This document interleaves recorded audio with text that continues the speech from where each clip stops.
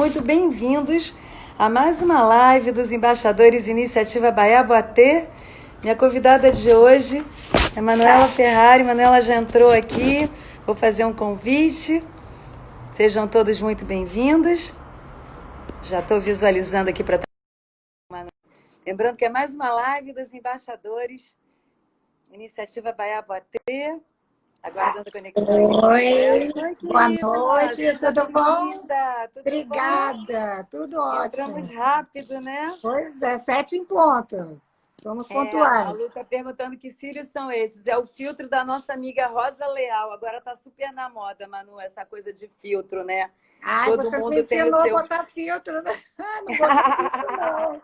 Tô direto sem filtro. Mas você é maravilhosa. Faltou essa aula aí. Aula para lá. Depois eu te falo em box como é que funciona. Vamos. Minha querida Manuela, seja muito bem-vinda aqui Obrigada. a mais uma live dos embaixadores. Manuela é também uma grande embaixadora de turismo do Rio de Janeiro, né? Uma grande personalidade. Eu vou falar um pouquinho, Manu, enquanto as pessoas vão entrando. Primeiro, eu queria agradecer você ter aceito o nosso convite da live dos embaixadores. Eu que agradeço. Obrigada por essa oportunidade e sejam todos bem-vindos. A gente está aguardando, as pessoas vão entrando aos pouquinhos, né? E eu vou fazendo uma pequena apresentação, né? Enquanto a Raquel já está entrando, Eduardo, Shop, sejam todos bem-vindos. Entrem na nossa live. Raquel, os amigos prestigiando. Maravilhosa. Obrigada. Quem apareceu, obrigada. Tá todo mundo prestigiando. Ó, meu querido. Estou emocionada, viu, com essas presenças ilustres. Ascânio, obrigada. Querida, você está falando da onde, Manu? Você está Eu estou no meu escritório. Não, estou aqui no Rio. Está no Rio. Já estou no escritório, em casa. Já está retomando as coisas aos pouquinhos. Sim, já comecei, já. Tem que recomeçar. Né? A gente tem que recomeçar com os devidos cuidados, mas recomeçar, né, minha amiga? Então, vamos lá. Vamos falar um pouquinho sobre a nossa convidada de hoje, né? A nossa jornalista capixaba, Manuela Ferrari, foi classificada em primeiro lugar no vestibular da UFES em 84, mudou-se para o Rio de Janeiro para estudar comunicação social na Pontifícia Universidade Católica da Rio de Janeiro, a PUC, né? Em 88, ingressou sob concurso, né, com concurso no quadro de funcionários da extinta TV Manchete, Grande TV Manchete, onde exerceu o cargo de repórter de vídeo. 2 anos depois, passou a representar o programa de arte e cultura no Caderno 2 da TV Educativa. Desde 2003, é repórter colaboradora do Jornal de Letras. Perfeccionista, em função do convívio e do trabalho com acadêmicos, graduou-se também no curso de Letras da PUC-RJ em 2010. Em 2011, lançou o primeiro livro de crônicas Entre Linhas, da editora Consultor. Consultor ou consultor, Manu? Consultor. Em 2012, publicou o livro Doutor Chagas. Em 2013, lançou Ieda Maria Teixeira, Marcas do Tempo, ambas da Consultor. Pela mesma editora, organizou a fotobiografia do acadêmico Arnaldo Nisker, uma obra com mais de 600 páginas, lançada em 2015. Podem chegar, sejam todos bem-vindos, né? As pessoas estão entrando, a Lu está entrando. Já tem muitos amigos queridos aqui. Muita gente entrando, Rosana Bolfin. A Renata Bolfin é presidente da Academia Feminina Espírito Santense de Letras, uma querida. Ai, que prestigiando. Muito obrigada, gente, por vocês estarem aqui, gastando um pouquinho do tempo de vocês e acho que a gente pode começar a conversar, parar de falar. Maravilhosa, vamos. O pessoal não para de entrar aqui, olha, linda, obrigada, gente. Imagina. Que maravilha, vieram aqui ouvir o meu carinho. Não tenho muita coisa a dizer, não, mas a gente vai carinho. Eu lutei muito para fazer live, viu, gente?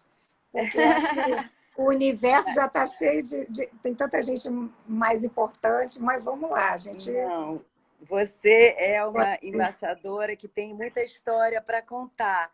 E eu acho que é muito importante nesse momento, Manu, que a gente ainda está sob confinamento, passamos quase 90 dias, né, em casa, e agora retomando cada um com seus devidos protocolos de asepsia, cuidado, né?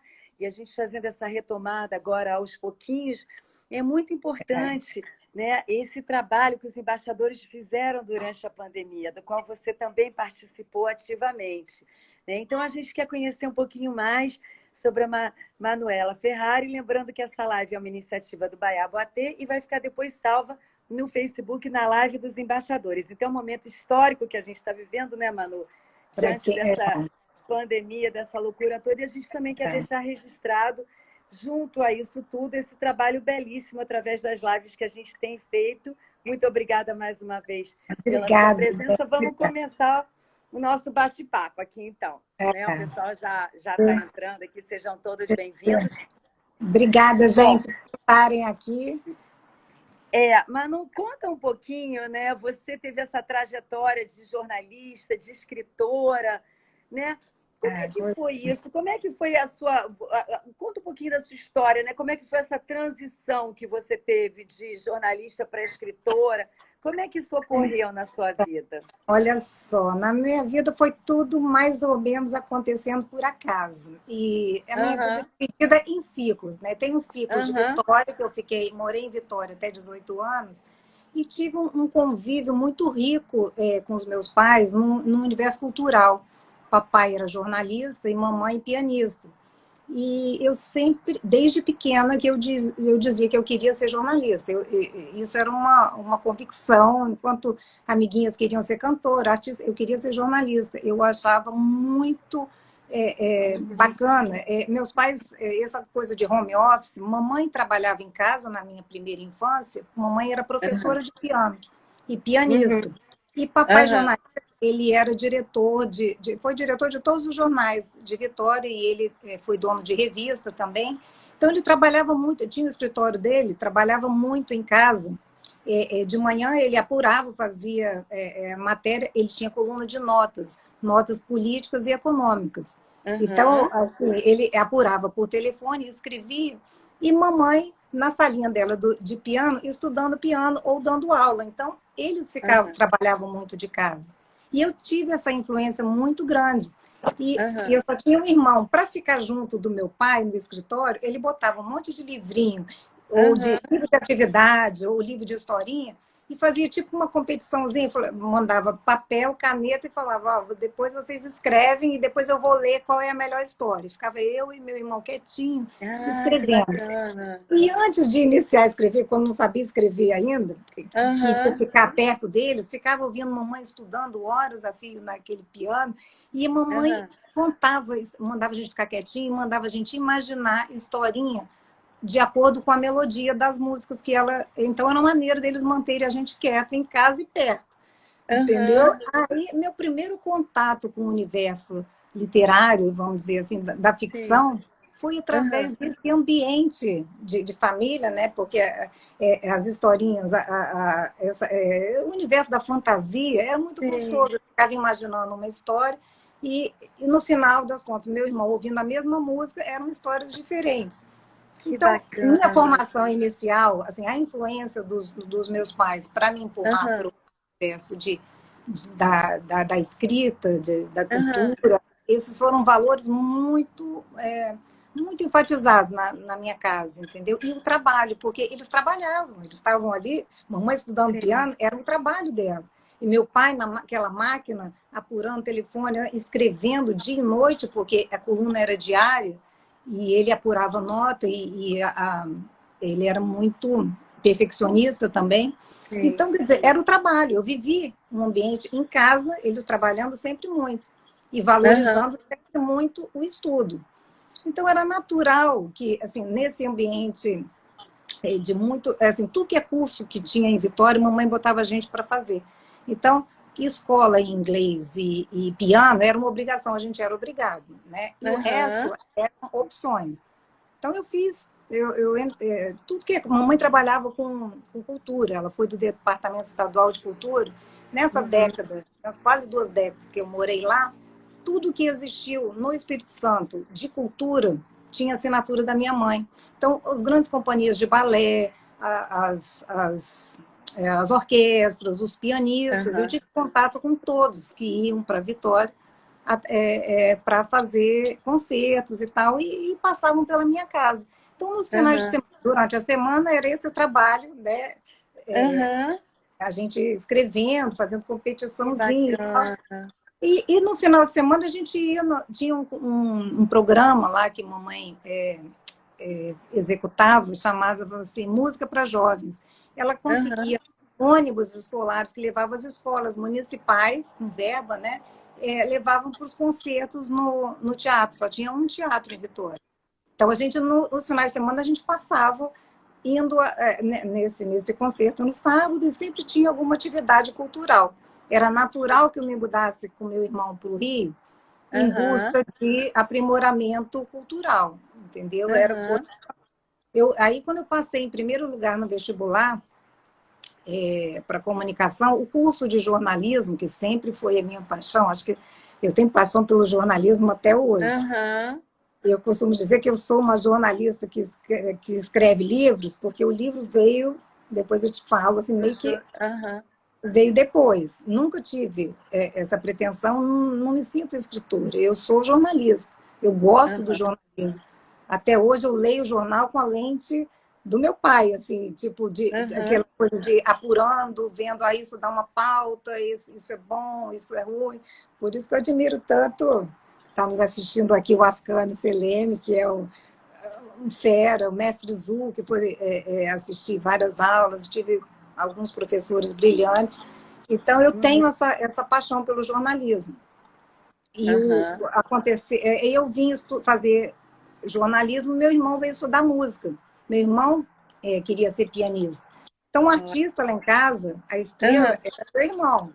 Eu era a estudiosa, aquela que só tirava 10, entendeu? Sim. Eu era a esforçada, a estudiosa. Ele era o talento.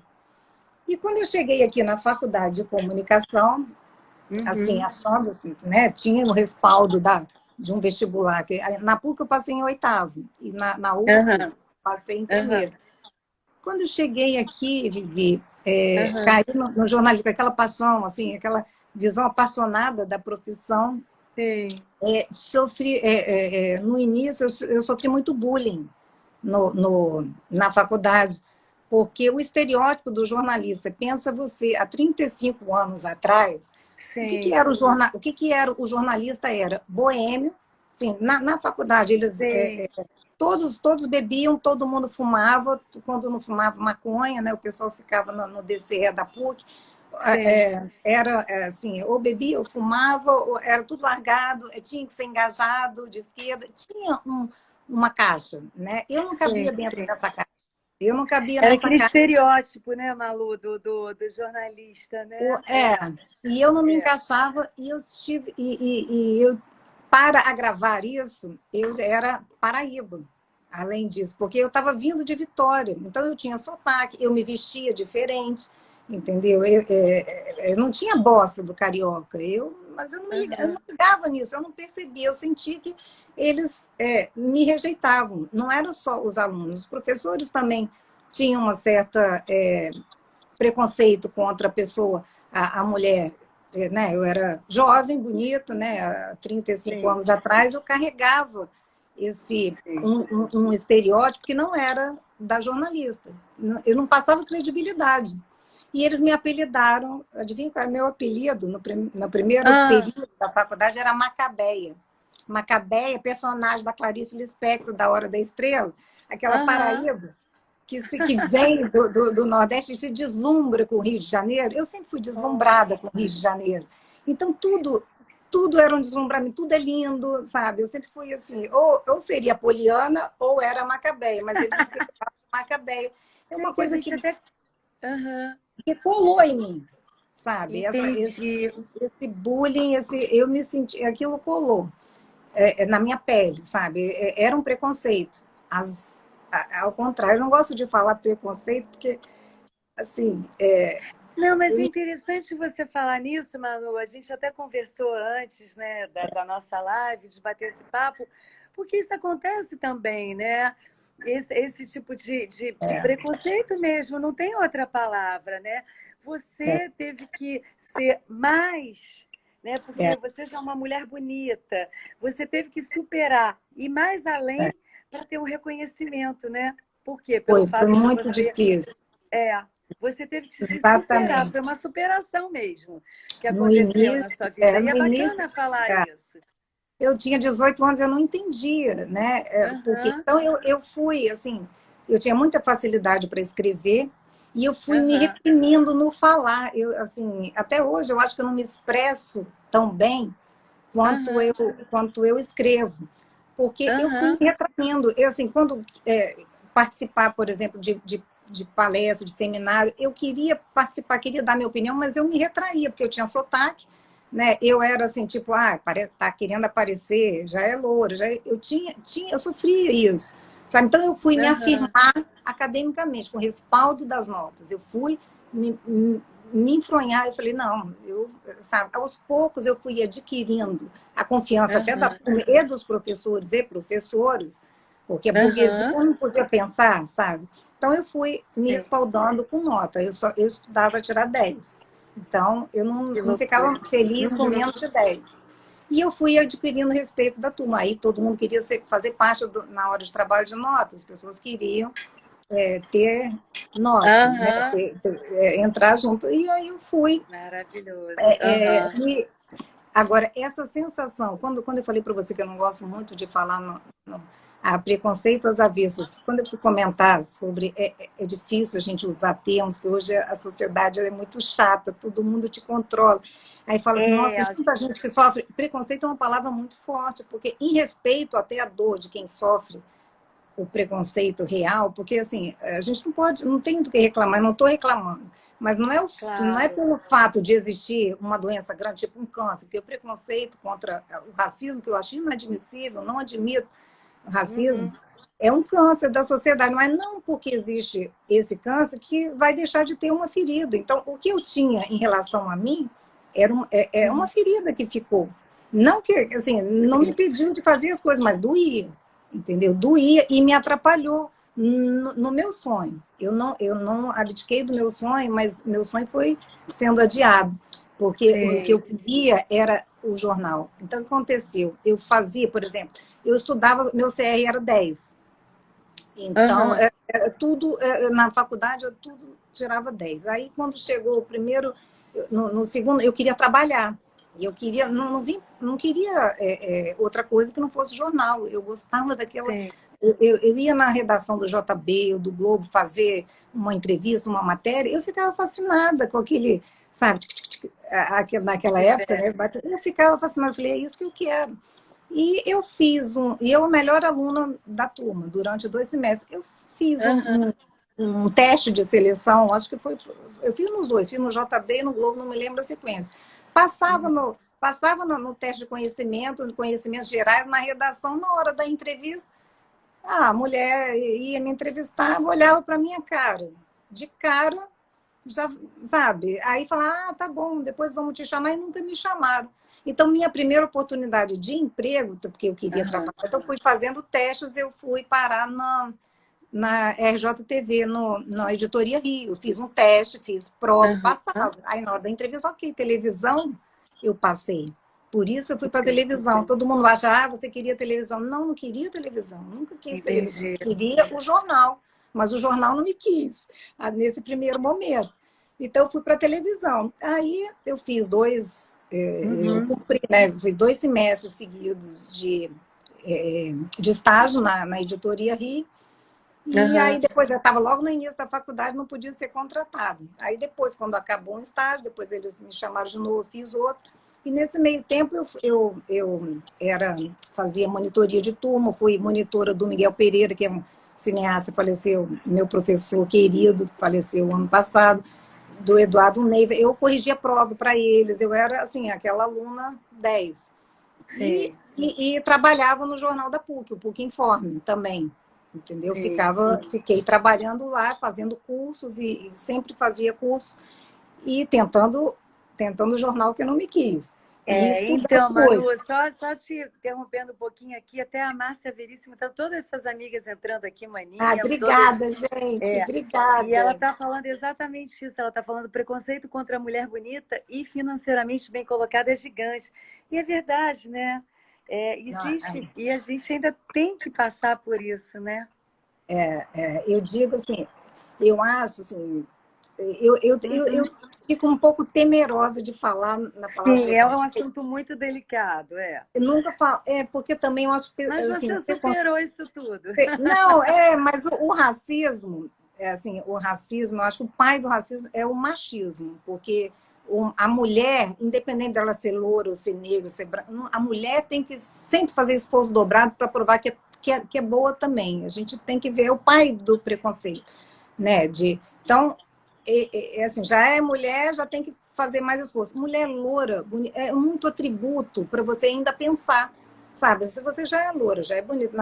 Eu, 18, 20 anos, sabe? E Tinha vai ser tricô, tinha inteligente cabelão. também?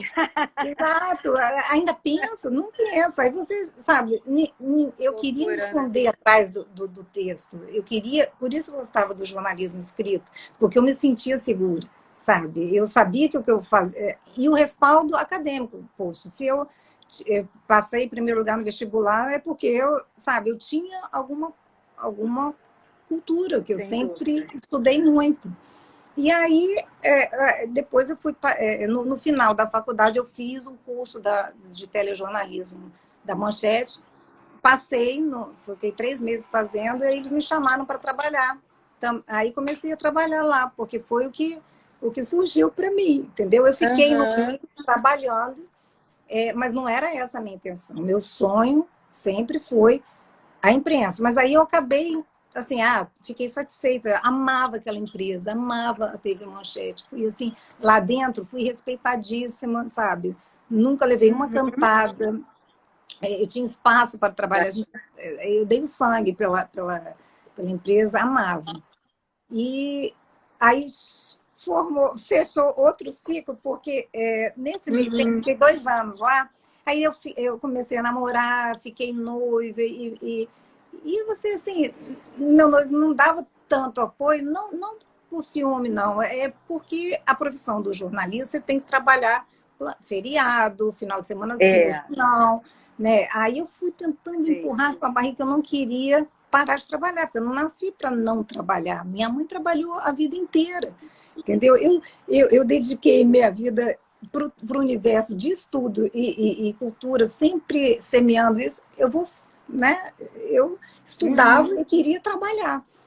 E aí eu fui ficando lá durante o noivado, eu tentava negociar e tal, fui empurrando para largar. Aí fiquei assim, quando chegou quase 1 mês antes de eu me casar, é só que eu pensei, falei, não, vou sair porque surgiu um concurso. A Cláudia Cruz saiu da TVE para apresentar o EJTV naquela época e surgiu uma vaga para apresentar um programa na TVE. Então, eu fui mais que assim, não tinha ambição, quero apresentar um programa, não, porque minha vontade sempre foi escrever no jornal, mas tinha aparecido essa oportunidade e era uma maneira de eu falei assim, porque aí eu já não tinha, eu nunca tive, vou fazer o concurso, porque não tinha problema.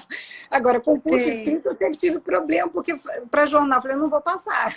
Agora, lá eu fiz, já tinha traquejo, naquela época não tinha nem teleprompter, a gente tinha que decorar as cabeças para apresentar. E fiz o concurso e passei. Aí eu consegui largar um emprego, fiquei durante um tempo apresentando o programa e na Manchete também. Aí eu larguei a Manchete para ficar só na TVE. Aí foi outro ciclo. Casei, fiquei apresentando o programa, adorava, porque arte e cultura. Aí eu apresentava, era uma vez só por semana, que ia ao ar aos sábados. Chamava-se Caderno 2. E não tinha muito repórter para fazer, para cobrir. E eu, assim, sem remuneração, sem nada, eu pedia para eles mandarem cobrir, eu pautava o programa, falava, olha, vai ter uma orquestra, vai ter um balé, se tiver alguém para filmar, eu faço o texto depois. E assim, a gente ia improvisando. E o programa era muito... E aí, o que aconteceu?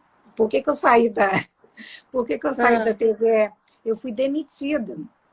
Quando entrou o governo Collor, ele enxugou a máquina administrativa. Fiquei com horror a governo. Aí eu estava lá no auge do programa, apresentando, fazendo um quadro de entrevista no programa que eu também tinha sugerido, já estava assim, super empenhada, isso já era casado. E aí ele enxugou a máquina administrativa, tirou um monte de gente, o programa que eu apresentava. Ele botou 4 pessoas, né? Foram contratadas 4 no lugar de enxugar. Então eu fiquei enojada, eu falei, não. Aí falavam assim na época, vai lá falar com o diretor. Eu falei, não vou falar com ninguém, agora eu vou parar, vou voltar a estudar, vou ter meus filhos, e não quero saber. Depois, quando acabar esse governo, eu volto para trabalhar. E foi assim, achando que era fácil, entendeu? Aí eu já tinha 3 anos de mercado de trabalho, já tinha uma bagagem, né? Já estava, já tinha me afirmado, já tinha segurança e achava que ia ser fácil voltar. Não parei. Aí aí outro ciclo começou, um ciclo de meu casamento, fui ter minha primeira filha nasceu, aí eu só fiz curso e cuidar dela. Assim, minha prioridade sempre foram os filhos, né? Aí que eu fui tê-los, né? Depois que eu não trabalhava mais, criei minha filha, depois tive o segundo filho. Quando eles entraram para a escola, os 2 na escola, aí eu falei, eu preciso me ocupar, né? Preciso fazer alguma coisa. Enquanto eu não arranjava nada, eu comecei a dar aula como voluntária numa creche. E voltei a fazer cursos. Falei assim, voltei curso, na época eu estava começando a Casa do Saber, eu fiquei sócia, assim, tipo, assinatura, tudo que é curso. Voltei a estudar inglês, voltei a estudar francês. E fiquei em um desses cursos, na PUC. Eu fui aluna do Luiz Paulo Horta, que é jornalista, trabalhava no Globo. E ele gostava muito dos meus trabalhos. E uma vez ele falou assim, por que você não... Por que você se esconde? Porque eu falei, eu não me escondo, não, nunca me aceitaram, né? Aí eu contei mais ou menos. Então, ele falou, começa a escrever para Ele participava de uma ONG, ele falou que era ligada à Arquidiocese, à PUC, então ele falou, começa a fazer matérias, né? Para não desperdiçar para você. Aí eu comecei a mandar material. Como voluntária, entrevistei a irmã viva, a única irmã viva do Rubem Braga. Eu sou capixaba, né? E fiz uma matéria muito legal, assim, com a família do Rubem Braga e publicou lá nessa online, nessa ONG. E olha as coincidências na vida. Essa matéria caiu nas mãos do professor Nisquier, o professor Arnaldo Nisquier, que eu acho que na época era secretário de Cultura e acadêmico, né, renomado, uma pessoa que dá valor à cultura. Quando ele leu, ele me conhecia socialmente, ele leu a matéria. E num desses encontros no Teatro Municipal, eu estava num evento, ele virou para mim e falou, você não sabe, ele já me conhecia socialmente, né? Eu casada, né? Virou na frente do meu marido, virou para o marido na época e falou assim, você não deixa ela trabalhar, por que você esconde ela? Não pode, ela tem um talento, ela escreve muito bem. Aí me elogiou. Aí meu marido falou assim, ela não trabalha, porque aí ele repetiu, porque era verdade, falou assim, ela não trabalha porque ela não dá um emprego para ela. Brincou.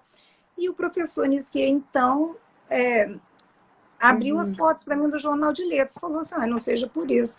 Se você colabora lá com uma ONG, né, que é online, você pode mandar matéria, publica com muito prazer.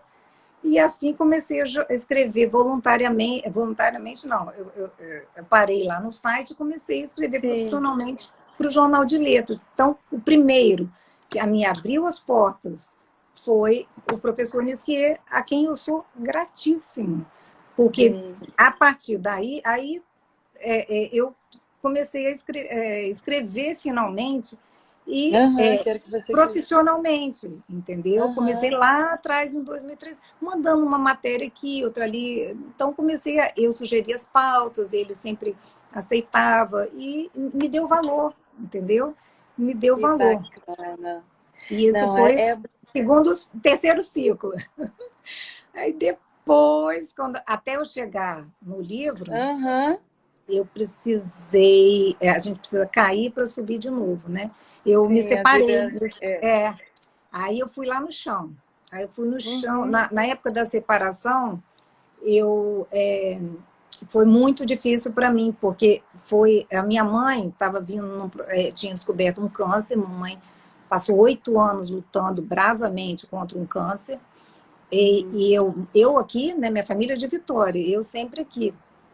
E aí minha mãe, aquele meu irmão, que era meu companheiro, com quem eu vim para o Rio, que a gente sempre grudado, morreu com 41 anos, teve um coração, tudo junto, olha, repara.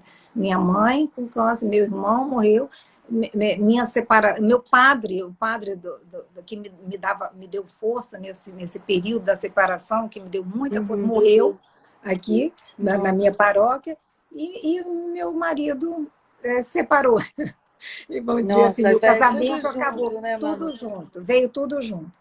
E eu, com 2 filhos pequenos, eu não nasci eu não tenho opção da tristeza, não nasci para ficar me lamuriando de nada, sabe? Mas a ferida estava ali, a depressão estava batendo na porta, assim, o problema existia, né? E eu não podia, eu não tinha direito nem de ficar doente naquela época, porque eu tinha que ir fazer a quimioterapia, eu ia para Vitória e voltar. Meu irmão tinha acabado de morrer.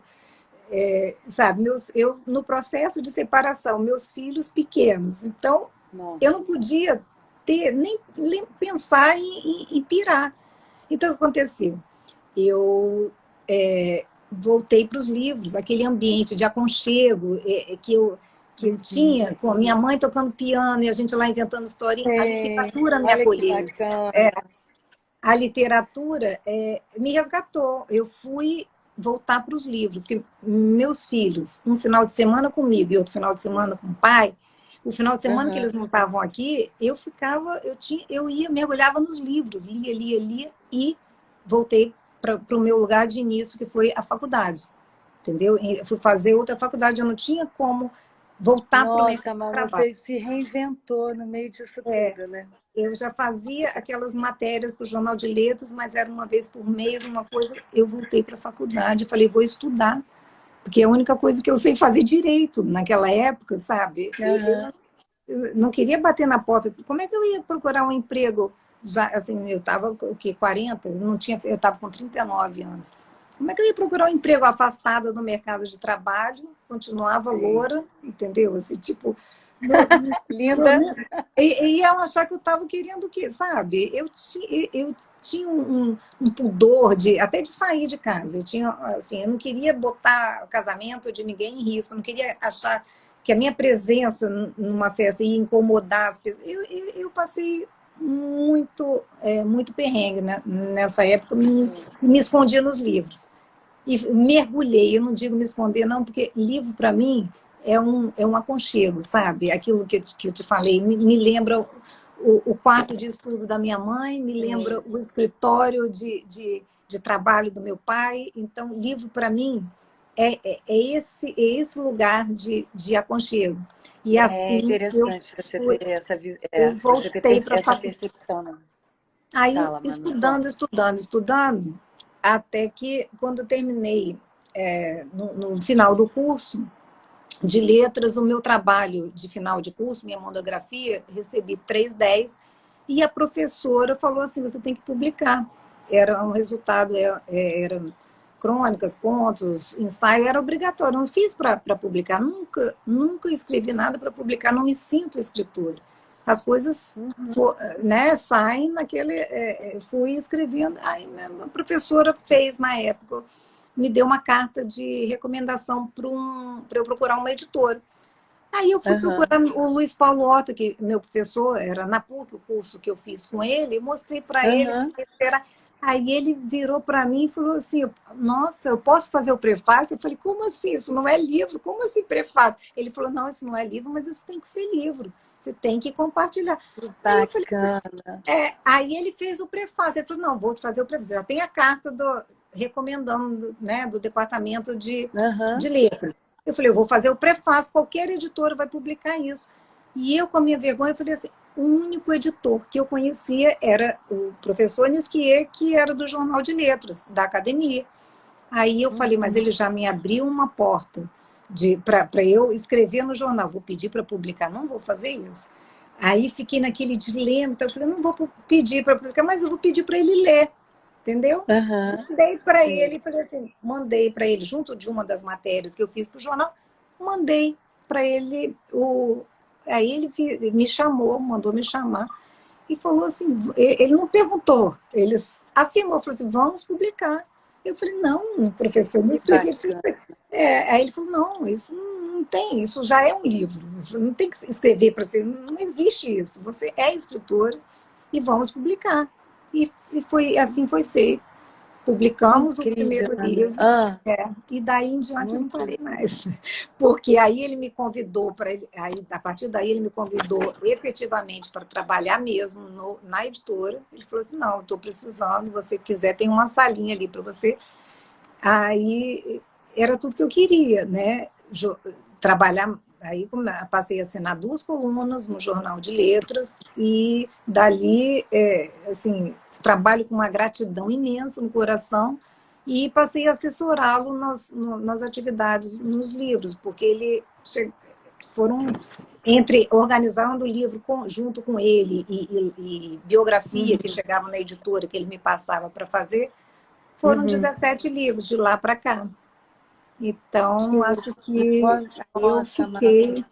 história linda, né? Tá todo mundo É, aqui te mandando beijo, Alice da Humanidade beijo, Pop, Raquel poxa, Garcia, que que delícia. história, Obrigada, que gente, por vocês sonho esse estarem aqui. A gente convite. tanta saudade de encontrar essas pessoas que a gente tem que se encontrar assim, né? Mas foi assim que. É, A história é isso, né, não uma tem. história maravilhosa mesmo, Manu, parabéns. Agora me conta uma coisa, como é que foi tomar posse na Academia Feminina, né, Espírito Olha, Santense de Letras, esse momento tão isso especial na sua vida? foi. Isso foi muito, eu tenho muita gratidão também Aham, porque foi um reconhecimento, assim, um reconhecimento não eu acho a mim, ao trabalho da minha mãe, porque eu sinto na mulher capixaba, se você fosse me perguntar qual é um traço que distingue a mulher capixaba, uma característica da mulher capixaba, eu ia dizer para você, a garra, a determinação. E eu me identifico com esse traço, que eu vejo sim. nessas mulheres brilhantes da academia e na historiografia das mulheres capixabas, Vivi, tem cada história de vida maravilhosa. A história de vida da minha mãe é incrível. Mamãe fundou a Orquestra Sinfônica do Espírito Santo. Ela Uhum, passou 20 anos, mamãe passou 20 anos trabalhando para ter. Ela uhum, queria formar uma orquestra de músicos do estado. Ela não queria trazer música, um oboé do Rio, um violoncelo de São Paulo. Não, ela não queria. Ela uhum. queria trazer professores que dessem aula para formar músicos. Entendeu? Então, ela passou 20 anos, aquela visão do magistério, aquela visão da educação que a gente não vê nesse país, aquela visão que vai plantar aqui para colher lá na frente. Isso, eu Uhum, cresci com minha mãe com esse sonho. E ela perseguiu e ela conquistou. Entendeu? Então, era uma coisa coletiva. Então, essa coisa, por isso que esse negócio de preconceito, como é que se veste, como é que é a cor da pele, nunca houve, porque a gente, assim, mamãe, eu fiz parte da orquestra infantil, né? Então a gente foi criada assim, uhum. nós somos o mundo como uma orquestra. Se um desafinar, todos desafinam. É É tudo verdade. ligado. A gente não pode fazer diferença, nem julgar, em todos os sentidos. Então, esse foi o legado dos meus pais. É, Quando eu tomei posse na academia feminina, primeiro que é bom esclarecer que eu não me candidatei, tá? Eu fui eleita. Então, assim, aham. porque eu não me sinto no nível dessas pessoas. Assim, eu sempre acho, Muito lindo. sabe, que eu não sou tão. Aquilo que eu te falei, o artista na minha casa Claro era que meu é, irmão. é. Não, o artista era Aham, meu irmão, eu era, sabe, a trabalhadora, aquela esforçada. Então, tomar aham. posse lá foi, assim, eu homenageei minha mãe, como se tivesse minha mãe tomando, porque minha mãe Ai, merecia que todos lindo. os prêmios, porque foi uma guerreira da cultura, foi ali. Ela teve o reconhecimento depois que ela morreu, o prédio da Assembleia foi batizado com o nome dela, sabe? A orquestra, assim, o nome dela é uma referência na música do estado. Então, eu tenho muita gratidão pelas professoras da academia lá que me convidaram. E assim, eu tenho esse legado, né, da cultura, eu tenho muita gratidão pelas minhas raízes. Eu nunca perdi meu sotaque. Nunca perdi. Que bacana, Manu. Olha, tem tanto tempo. Comentário bonito aqui para você. Olha, eu não estou conseguindo ler, gente, porque ou eu falo ou eu leio. Eu falo ou eu leio, né? Mas a Isabela Buz, ela está falando sua base familiar reflete você, que é verdade, né? Você vê como essa história familiar bonita que te deu essas raízes, né? Para você poder crescer com tanta força, né? Renata Bolfin está colocando, é uma alegria tê-la como confreira, Academia Feminina Espírito Santense. Poxa, fruto dessa luta das mulheres capixabas, é uma alegria podermos nos unir em torno dessa produção literária. Ana Cláudia Contar Modéstia, amiga, você é muito talentosa, todo mundo te elogiando aqui. É uma história linda, né, Manu, de superação, né, de força, de humildade que você tem, cada palavra que você coloca com cuidado, com carinho. Né? A gente sabe que foi muito esforço que você teve para chegar aonde você chegou, né? E que você traz essa mensagem com tanto amor. Né? Às vezes é porque a gente não consegue ler ao mesmo tempo que a gente escuta você falando. Amor e muita fé. Né? Eu faço parte também eu sou católica, faço parte da Ordem do Santo Sepulcro, até a Isis Penido está falando, me ajudou muito. A fé também foi, assim, como eu falei na morte do meu padre, porque quando eu me separei, eu me senti, como eu sou perfeccionista, eu falei, não posso nem ir na igreja, né? Tipo, porque a mulher separada, eu tinha esse cuidado, né, de fazer sempre as coisas certinho. Então, se não pode, né, achava que não pode. Mas o padre foi maravilhoso, era nosso amigo, vinha na minha casa. E aí, nesse meio tempo, ele morreu também, naquela coisa. Então, mas a fé, as minhas amigas sempre do meu lado, meus filhos, nossa, nem estão aqui assistindo a minha live, também são o meu esteio. Família, né, e fé. 2 Fs grandes, né? E nunca me lamentei, não. Eu sofria, a ferida estava ali, as coisas aconteciam, mas eu enfrentava. Esse lugar guerreiro, a capixaba tem muito isso, sim, viu? Nós somos guerreiros, não somos de Deus no coração e fé na vida, é isso mesmo. Estão perguntando qual padre morreu, o padre Marcos, aqui da paróquia de São Conrado. Estão me perguntando aqui. Alguns comentários aqui. Maninha Barbosa, muita luz e Deus. Obrigada, Maninha, querida. Everson Barcelos, uma das pessoas mais sensíveis que conheci nos últimos anos. Amo de coração. Everson Capixaba, meu querido. Obrigada. Depois você vai poder ter acesso aos elogios. Muitos amigos seus. Muitas pessoas que já conhecem essa sua história linda, que você hoje... A maioria não conhece, Vivi. Essa parte, esse lado assim, do preconceito. Prazer.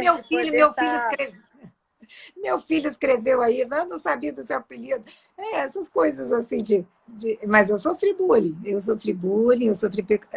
Eu não gosto de falar que é preconceito em respeito às pessoas que realmente sentem o preconceito, porque é muito grande e é um absurdo, o preconceito de pele, mas eu não digo assim, quando eu falo preconceito, às vezes eu tenho muito cuidado com a palavra, mas é o sentimento de ter que se esforçar dobrado para poder se fazer enxergar, entendeu? Para as pessoas te enxergarem assim, atrás daquilo que você estampa, né? É similar às pessoas de cor que tem que fazer. Quando eu leio entrevistas de pessoas negras que falam que tem que fazer esforço dobrado para se firmar, eu me identifico com esse discurso. Desculpa, não é o mesmo sofrimento, eu sei, nem se compara, gente. Não estou querendo comparar. Mas não, acho que você está colocando de uma forma perfeita. Entende? Mas é o sentimento de despertencimento, o sentimento de esforço dobrado. Você tem que se afirmar o tempo todo para provar que você não é só aquilo que você mostra, né? Você tem coisa lá atrás. Então, esse sentimento, eu tenho que fazer força para não passar do certo limite, para não ser mal interpretada, para não ser tudo, sabe? A minha presença, assim, eu nunca passei despercebido nos lugares, né? Então, eu sempre tive muito cuidado com o sentir do outro, né? O que, que o outro vai sentir de incomodar. Talvez por isso também no jornalismo, por exemplo, na Manchete, que tinha que fazer aquele jornalismo agressivo, não dou para isso, entendeu? Não é você pegar a matéria à força de sair, não dava. Por isso que eu tinha que fazer mais matérias direcionadas à arte e cultura mesmo, era a minha praia. Aquele jornalismo eu admiro, adoro, porque acho o máximo. Eu acho o máximo o dom, né? Porque eu fico vendo meu pai. Meu pai tinha esse dom de arrancar notícia, tinha fontes maravilhosas. Eu não teria, não sei que esse dom, não. Eu tenho o dom de escrever, tudo bem, mas desse jornalismo eu só tenho a paixão. Tenho a paixão mesmo, adoro. Maravilhoso, Manu. E a gente vê claramente que essa história é linda, está todo mundo aqui elogiando. Que prazer eu poder estar sendo, né, essa intermediária entre você e essa história linda de superação, sobretudo, né? E a gente observa muito claramente esses pilares que são da sua família, que foram tão importantes, né, para você chegar onde você chegou. E, às vezes, a Ana Cláudia Vaz está colocando, só quem passa por isso pode dizer, as mulheres passam por muitos preconceitos no Oriente Médio, as mulheres vivem muito preconceito. As mulheres vivem muito preconceito, Ana Cláudia, o machismo inteiro. Exatamente. O machismo é o pai do preconceito contra a mulher. Né? Eu não digo, não é, aí vai bifurco contra a mulher loura, bonita, tudo, mas contra a mulher é o principal. Agora, ninguém nunca enfocou, porque parece um problema pequeno e parece fútil, mas ele existe, gente. E a gente o sentimento existe, né? Não é porque ele é menor. É você comparar uma dor, gente. A dor ruim é a dor que você sente na hora.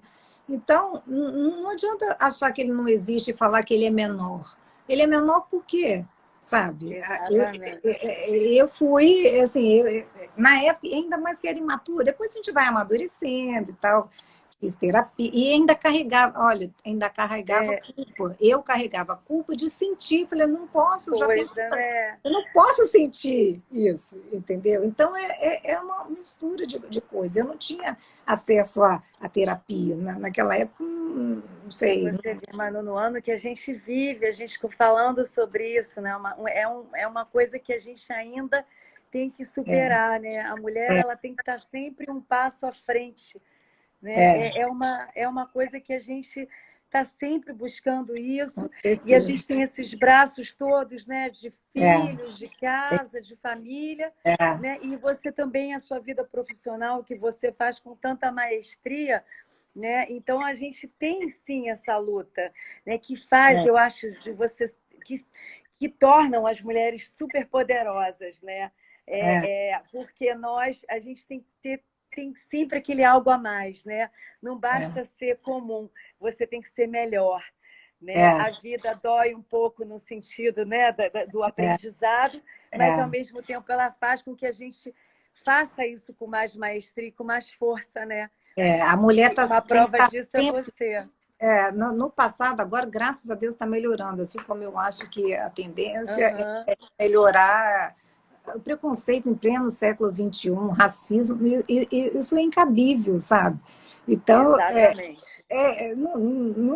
não cabe, sabe? E eu, quando vim morar no Rio, eu achava que aqui, há 30 anos atrás, as coisas eram mais aceitáveis e tudo, que isso era restrito daquele universo pequeno de Vitória, mas que nada, sabe? É uma coisa que até hoje existe. Não pode, a gente tem que se rebelar, a gente não pode achar que isso é normal e nem se culpar. Né? A gente tem que transformar, fazer disso, criar nossos filhos. Graças a Deus eu criei meus filhos uma visão ampla e universal, sem preconceitos, entendeu? Sem preconceitos. Mas o mundo vai ser essa missão. E eu acho que a melhora só vem com a educação, viu? A educação é Não, a base de... maravilhoso, Manu. O Instagram já me sinalizou aqui o nosso tempo. É, Infelizmente, o papo está maravilhoso. Pessoas queridas aqui também assistindo a live. Essa história linda sua de superação, de sucesso. Essa pessoa linda que você é por dentro e por fora.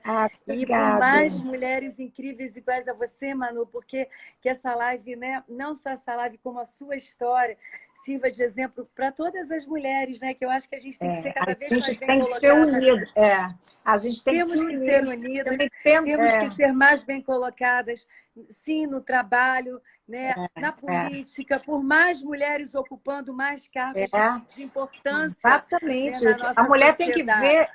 tem que ver a importância que é uma unida com a outra, sabe? Exatamente. Então, aliás, o mundo tem que se unir. O que é isso, gente? A gente vive num planeta só.